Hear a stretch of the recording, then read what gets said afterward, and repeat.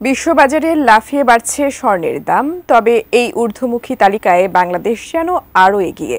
প্রতিবেশী ভারত, পাকিস্তান বা নেপালের তুলনায় বাংলাদেশের স্বর্ণের দাম সরাসরি আকাশছোঁয়া।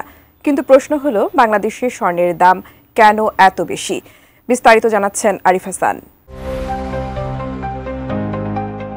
পৃথিবীর সবচেয়ে দামি বস্তুগুলোর মধ্যে অন্যতম স্বর্ণ। সৌন্দর্য ও বিলাসিতার প্রতীক এই ধাতু আজকাল যেন আকাশের চাঁদের মতো দুর্লভ হয়ে উঠেছে। বিশ্ববাজারে সোনার দাম লাফিয়ে লাফিয়ে বাড়ছে, তবে দাম বৃদ্ধির এই দৌড়ে বাংলাদেশ যেন সবচেয়ে এগিয়ে। ঢাকার বাজারে স্বর্ণ এখন ভরি প্রতি 2,16,000 ছাড়িয়েছে। সাধারণ মানুষের জন্য এই ধাতু হয়ে উঠেছে হতাশার আর আক্ষেপের। যেন স্বাদ থাকলেও সাধ্য হারিয়ে যাচ্ছে দিন দিন। অথচ বিশ্ববাজারের সাথে তাল মিলিয়ে পাশের দেশ ভারত, পাকিস্তান কিংবা নেপালেও দাম বাড়ে, তবে সেটা বাংলাদেশের মতো এত বেশি নয়। তুলনামূলক চিত্র বলছে, বাংলাদেশে 22 ক্যারেট প্রতি গ্রাম স্বর্ণের দাম $152.39, ভারতে $134.70, পাকিস্তানে $136.94 এবং নেপালে $125.5। বিজলি কেবলসের স্কিন কোটেড ইনসুলেশন আগুন প্রতিরোধী। বিজলি কেবলস, নিরাপদ আজীবন। সংবাদ মাধ্যম বিবিসি বাংলা বলছে, বাংলাদেশে দাম বৃদ্ধির পেছনে আছে সরকারের নীতি দুর্বলতা, টাকার অবমূল্যায়ন এবং ব্যবসায়ীদের অতিরিক্ত মুনাফা চাওয়া।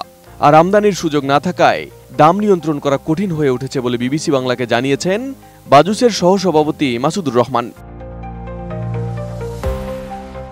ওয়ার্ল্ড গোল্ড কাউন্সিল বলছে, বিশ্ববাজারে প্রতি টয় আউন্স অর্থাৎ 31.10 গ্রাম স্বর্ণের দাম $4,200 ছাড়িয়েছে।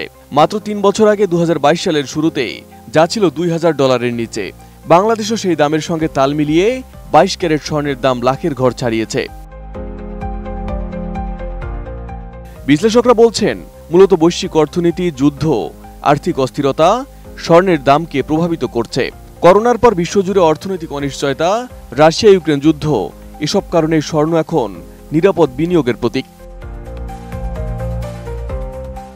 এদিকে দাম কমানোর সম্ভাবনা নেই এবং আরো বাড়তে পারে বলছেন বিশ্লেষকরা।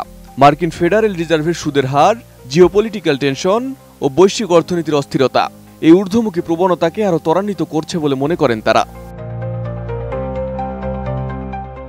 Arif Hasan, ATN news.